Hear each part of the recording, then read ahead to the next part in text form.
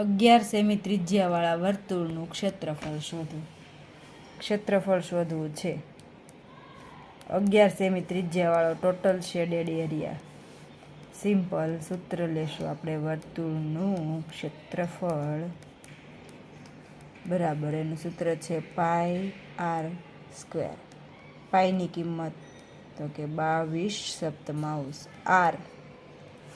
11 centimetre છે તો 11 ગુણ્યા 11 ગુણાકાર કરવા છે. 22 ગુણ્યા 11 121 છેદમાં 7. 121 ગુણ્યા 22 ગુણાકાર કરીએ એટલે આપણને મળશે 2662 ભાગ્યા 7. 2662ની 7 વડે ભાંગીએ તો આપણને આન્સર મળશે 380.2857 સેન્ટીમીટર છે એટલે સેન્ટીમીટર. ક્ષેત્રફળ છે એટલે સેન્ટીમીટરનો સ્ક્વેર.